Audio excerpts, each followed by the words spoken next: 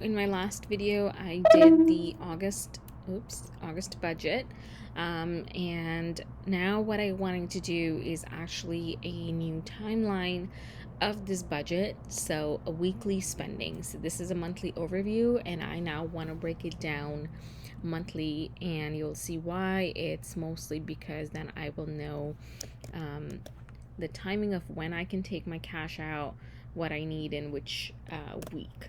So I've already put in the expense summary here, and I am just going to paste the cash envelope one, and we are going to divvy it up into weeks. So this will say week and a week. There we go. So this is and date, right? If certain things are going out on certain dates. So this is week one. And I'm gonna need to change the format of these to just to be plain numbers. And same thing here, plain numbers. There we go. So week one. Or perhaps I should just do expense summary week one.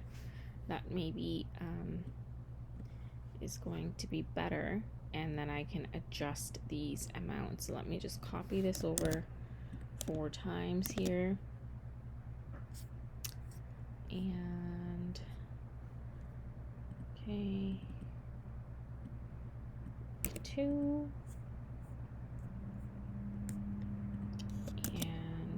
Week 3 and week 4. There we go. Great. So I can take these out of week 2, 3, and 4 because they're going to be paid in week 1. Excellent. And then I'm gonna do $100 here. So this will be 140 divide 140 over 4. I'm not sure of the timing of these, so let me just take a quick peek as to the dates of when these come out.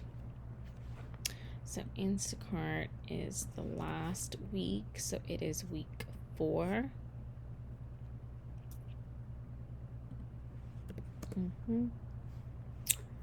Okay. And let's see. BC Hydro is the 11th of the month. So week 2. I guess I don't really need to write the weeks because I'm only keeping them where they belong. And I'm just going to quickly copy over the grocery and eating out budget to my weeks 2, 3, and 4 because it is the same budget every week because we just divided it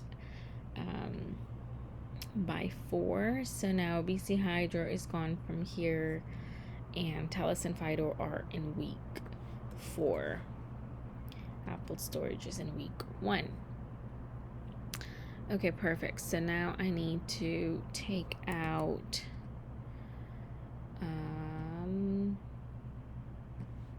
Telus Fido, Instacart, and Telus Fido, BC Hydro, Apple. Apple needs to come out of here as well. And I'm gonna now start deleting these extra lines, just so that we can see our summary a bit better.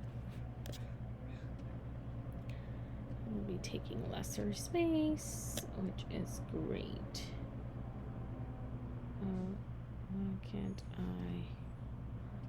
I think because I can't shift up, that's why I can't delete them all together. Yikes. There's lots of commotion going out there. Sorry, guys. Okay, just delete a couple more of these.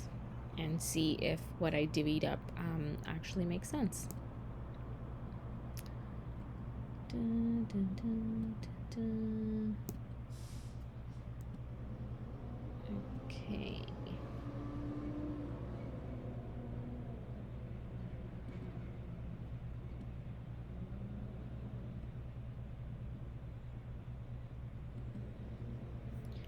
All right, so let's take a look. Rent, insurance, groceries, eating out, Apple, BC Hydro, Instacart. So I can delete Instacart from here, Apple from here, and BC Hydro from here, right? So Telus and Fido are in the last one. So we can do a quick check here, which is by adding the totals of each week. Okay, so total, and total, and then we can do a quick check. We just do subtract that very total from the August budget right over here, just to make sure that we didn't actually miss anything. So there you go, my check is 0. Perfect. Okay, so that's how I'm going to divvy this up. So it just kind of helps me track, like, okay, you know, this first week, rent is supposed to go out on, say, August 1st, right? 1st of every month. And then it's like I can just quickly come to this spreadsheet, open my bank account against it, and check, like, did this happen, right? So I'm just gonna format these to be dates. And there we go. So then it's just like super quick and easy. And once you set it up, you don't have to do this every month. You just revise the dates every month, or you can even, remove these dates. You don't have to have them. It's just important to know which week they're going out in, and then you can just kind of track it, like, okay, rent was paid, insurance went out, groceries, how much am I spending? So I think that helps a little bit compared to when I just keep track of the entire month, because it's like, oh, I have $400, so what if if I spend around almost $200 in the first week? Not so good. It's so much better if I come here and I'm like, okay, this week I only have $35 for eating out, so let's not look at this big number of $140 for eating out and spend it all. So I just find that really, really helpful. So that's why I like to do this and just kind of break it down per week, and then it gives you a good idea of what's coming out when from your bank account, like important big ticket items like rent and insurance and things like that, and then it helps track some of the repetitive recurring expenses like groceries and eating out, which you have every single week. Okay, awesome. And now I would like to, for my cash envelopes, right? So sinking funds will all be week 4, because I'm not using them up. Self-care, nails, brows, I would like week 1. And then there's some that need divvy up. So these need to be divvied up per week. And that's it. Nothing else needs to be divvied up. So I am just going to put in the per week amounts here, just because there's only 2 categories that are per week. Everything else is it's fine. This I am using it this month, so that also helps. Like, there may be a sinking fund that you collect over time, but this is the month that I'm using it up in. So I'm just going to highlight that and find it like a little bit helpful. Thinking of prettier colors. I don't know, is that prettier or is that prettier? This orange, I think, is prettier. Okay, and then I'm just gonna bold these as well. There we go. And then all the week ones need to get highlighted, because I need to I'm already using that. Maybe like we'll use this teal, even though it's a bit dark. Maybe we'll bold these up. Okay, so 4, 4, 4, 4, 4, 4. Okay, I'm good with that. So now basically what I want to calculate is how much cash I need to take out of the bank account in each week. Essentially, ideally I would do my cash stuffing all in week 1, but I'm just not there yet because my paycheck one is going towards being used towards, rent, insurance, etc. As you can see, there is no cash envelope section here because it's just being used here. So if I break it down into a smaller amount than $712, if I just break it down into what I need for week 1, then it's a much better amount, which is $134.50, which is much better, and I can withdraw that from a bank account instead of the $712. Okay, so week 2 we will need these 2 items. Oh, and I need RMT. Did I do that one? No, I did not. There we go. So week 1. Let's just do this pink. Okay, so that is my week 1. Let's just double check. I've got the 5, 35, 12, and 10, and then of course these 2 weekly ones, right?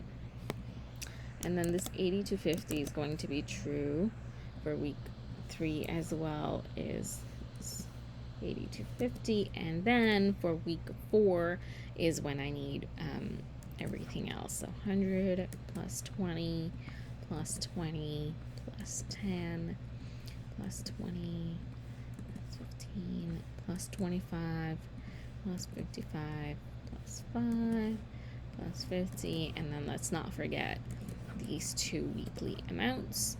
And then I do the very same thing. You just sort of, do a quick check of these values, right? And it's 712. You can do a quick check like so. Right, and there you go. So there you have it, folks. This is just how I divvy it up. I find it really, really helpful to know which expenses are going when and how much cash to take out in which week. If you're able to take it out all at once and that works for you, that's great. But I find that this is actually better for me because I only have, this much cash lying around, and it will get, used up in week 1. And then week 4 is when I actually do my main stuffing of the sinking funds. Because weeks 1, 2, and 3, whatever I'm taking out is basically getting spent. So week 4 is the big, savings, sort of a sinking fund savings sort of a week for me. All right, thank you so much for watching. I hope this helped, and have a good one. Bye.